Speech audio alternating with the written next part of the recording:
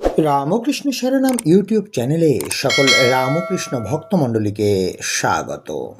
আজকের পাঠের বিষয় ঠাকুর শ্রী শ্রী রামকৃষ্ণ পরমহংসদেবের রোগ মুক্তি হলো না কেন।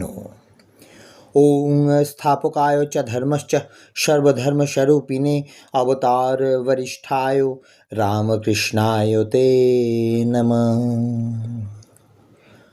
শশধর তর্কচূড়ামণি প্রসিদ্ধ পণ্ডিত, বাগ্মী ও হিন্দু ধর্মের প্রচারক। 1291 সালের বৈশাখ মাসে তর্কচূড়ামণি মশাই কলকাতায় ও আশেপাশে হিন্দু ধর্মের বৈজ্ঞানিকে ব্যাখ্যা করে জনপ্রিয় হয়ে উঠেছিলেন। কলকাতায় তার প্রথম বক্তৃতা হয় অ্যালবার্ট হলে। সভাপতি ছিলেন বঙ্কিমচন্দ্র চট্টোপাধ্যায়। রবীন্দ্রনাথ ডায়েরিতে লেখেন, একদিন কথা প্রসঙ্গে আমাকে বঙ্কিমবাবু বললেন, রবিবাবু, আপনি শশধর তর্কচূড়ামণির বক্তৃতা শুনিয়াছেন? আমি বলিলাম, না। তিনি বলিলেন, শুনিবেন, তাহাতে জিনিস আছে।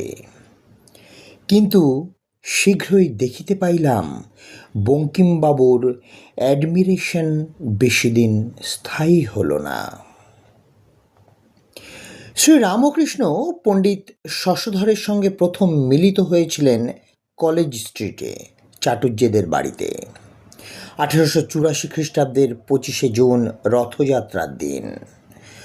প্রথম সাক্ষাতেই শ্রী রামকৃষ্ণ পণ্ডিতকে বলেছিলেন, বাবা, আর একটু বল বাড়াও, আর কিছুদিন সাধন ভজন করো, গাছে না উঠতেই এক কাঁদি।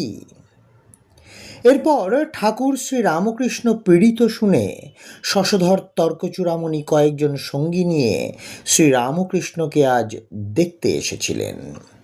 তর্কচূড়ামণি কথায় কথায় শ্রী রামকৃষ্ণদেবকে বলেন, মহাশয়, শাস্ত্রে পড়েছি আপনাদের ন্যায় পুরুষ ইচ্ছা মাত্রেই শারীরিক রোগ আরাম করিয়া ফেলিতে পারেন। আরাম হোক মনে করে মন একাগ্র করে একবার অসুস্থ স্থানে কিছুক্ষণ রাখলেই সব সেরে যায়। আপনার একবার ঐরূপ করিলে হয় না? অদ্বৈত জ্ঞানে প্রতিষ্ঠিত শ্রী রামকৃষ্ণ বললেন, তুমি পণ্ডিত হয়ে এ কথা কি করে বললে গো? যে মন সচ্চিদানন্দকে দিয়েছি তাকে সেখান থেকে তুলে এনে এই ভাঙা হাড় মাসের খাঁচাটার উপর দিতে কি আর প্রবৃত্তি হয়? এ কথা শুনে শশধর তর্কচূড়ামণি নিরুত্তর হন। পণ্ডিত শশধর চলে যাবার পর নরেন্দ্রনাথ প্রমুখ ভক্তগণ শ্রী রামকৃষ্ণদেবকে ঐরূপ করিবার জন্য একেবারে বিশেষভাবে ধরিয়া বসিলেন। বলিলেন, আপনাকে অসুখ সারাতেই হবে, আমাদের জন্য সারাতে হবে। শ্রী রামকৃষ্ণ বলেন, আমার কি ইচ্ছা রে যে আমি রোগে ভুগি? আমি তো মনে করি সারুক, কিন্তু সারে কই? সারা না সারা মার হাতে। কয়েক ঘন্টা পরে নরেন্দ্রনাথ পুনরায় শ্রী রামকৃষ্ণদেবকে জিজ্ঞাসা করেন, মহাশয় বলেছিলেন, মা কি বললেন?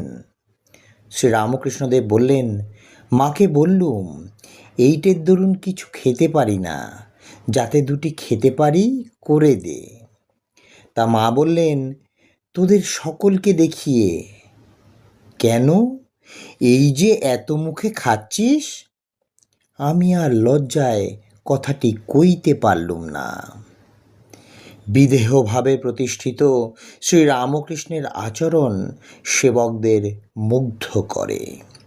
শ্রী রামকৃষ্ণদেবের তখনকার নিত্য আহার 4-5 টাক বার্লি মাত্র। আজকের পাঠের তথ্যসূত্র, কাশীপুরে শ্রীরামকৃষ্ণ, শ্রীরামকৃষ্ণের অন্তলীলা, স্বামী প্রভানন্দজি মহারাজ। জয় ঠাকুর রামকৃষ্ণ পরমহংসদেব, জয় ঠাকুর রামকৃষ্ণ পরমহংসদেব, জয় ঠাকুর রামকৃষ্ণ পরমহংসদেব। জয় মা শারদা, জয় স্বামী বিবেকানন্দ মহারাজ।